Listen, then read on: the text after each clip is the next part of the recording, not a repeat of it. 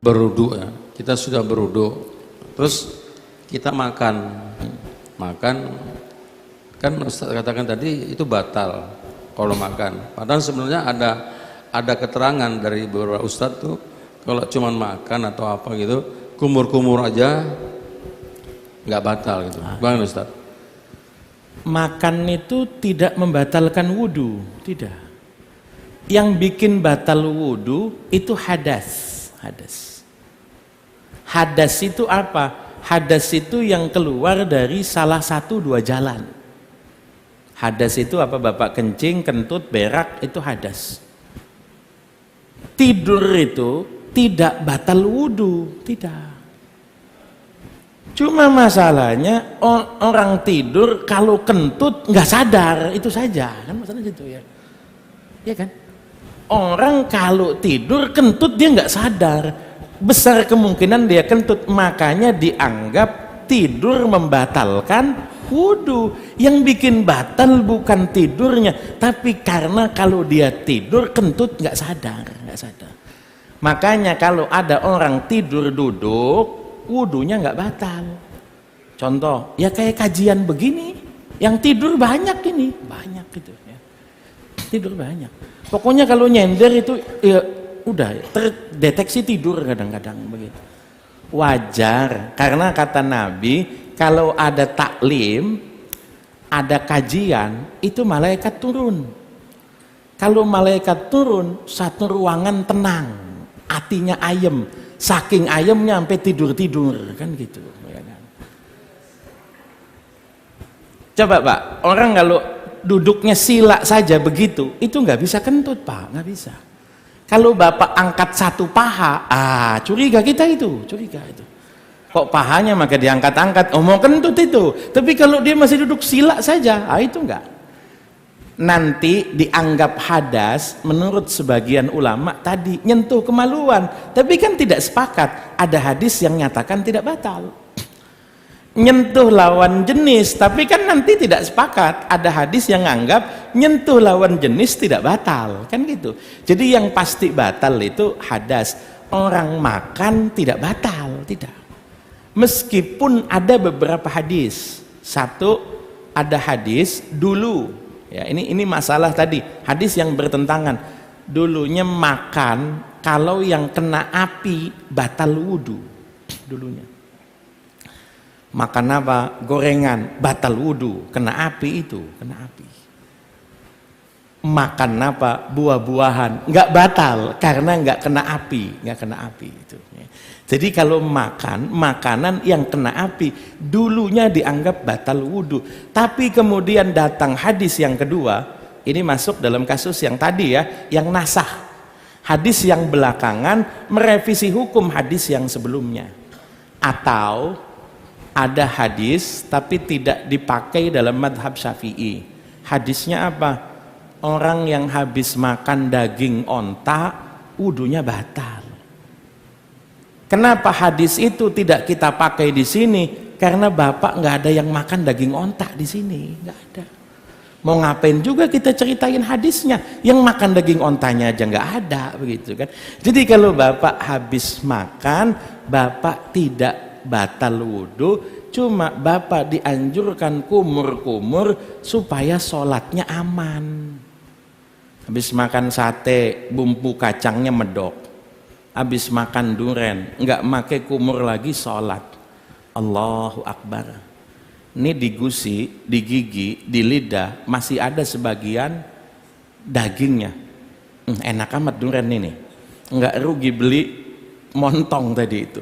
Ketelen, batal Pak. Yang bikin batal bukan wudunya, makannya itu yang batal.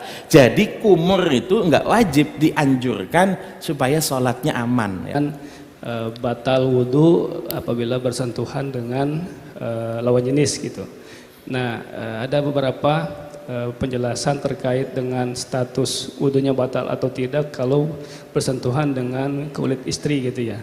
Nah ini mohon penjelasan juga Pak Ustadz, barangkali mana yang lebih bisa kita ambil pendapatnya. Terima kasih. Assalamualaikum warahmatullahi wabarakatuh. Assalamualaikum warahmatullahi wabarakatuh. Saya jawab dari yang nomor 2 dulu ya. Masalah sentuhan kulit lawan jenis. Batal wudu itu disebut dalam Al-Qur'an, Wa in kuntum marda aw ala safarin aw jaa ahadum minkum minal ghaiti aw lamastumun nisa. Jika kalian keluar dari WC, kalau keluar dari WC kan nggak mungkin habis makan, pasti kalau keluar dari WC itu ya buang air, berarti batal wudu. Itu hadas tadi. Aula mastumun nisa, atau menyentuh perempuan. Ya. Nyentuh kita paham, artinya apa. Tapi maknanya apa, itu yang kemudian beda pendapat ulama. Ya. Imam Syafi'i bilang nyentuh itu ya sentuhan kulit, kontak fisik. Imam Syafi'i. Imam Ahmad bin Hambal itu nyentuh itu kalau dengan syahwat batal. Kalau enggak syahwat enggak apa-apa. Cuma nyentuh doang kok.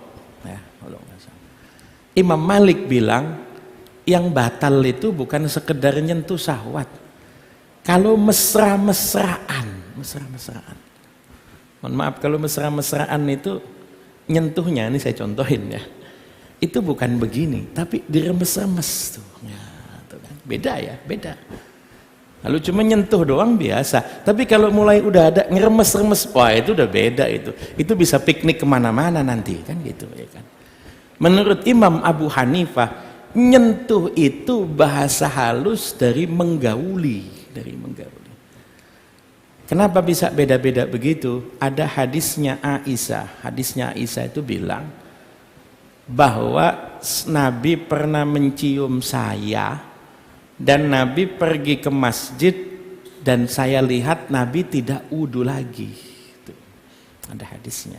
Ini masalah istri kan, masalah istri. Hadis ini menurut sebagian ulama muttarib.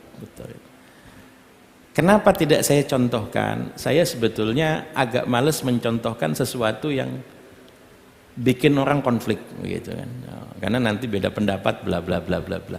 Tapi kalau menurut sebagian ulama hadis ini itu muttarib satu, salah satu rawinya itu tidak ketemu dengan Aisyah, Jadi terputus dalam sanadnya. Yang kedua, bahasanya Aisyah, Nabi mencium saya dan saya tidak lihat Nabi wudu lagi. Bedakan Nabi tidak wudu dengan saya tidak lihat Nabi wudu, beda kan? Kalau Nabi nggak wudu memang tidak wudu, tapi kalau saya tidak lihat Nabi wudu, bisa jadi Nabi wudu tapi Aisyah tidak lihat, bisa jadi. Kalau ditanya milih yang mana, saya itu ngikut Imam Syafi'i. Urusan ada orang mau ikut imam yang lain, silakan. Nah saya dari kecil belajarnya fikih mazhab Syafi'i, ya saya ikut Imam Syafi'i. Maka saya tidak ngomong yang kuat yang mana, tidak. Tapi dalam mazhab Syafi'i itu membatalkan wudu karena Imam Syafi'i pakai makna yang paling gamblang. Dalam Al-Quran disebut menyentuh wanita itu batal wudu, berarti nyentuh itu batal wudu kecuali kalau mahram atau kalau di bawah umur, itu berarti tidak batal wudu.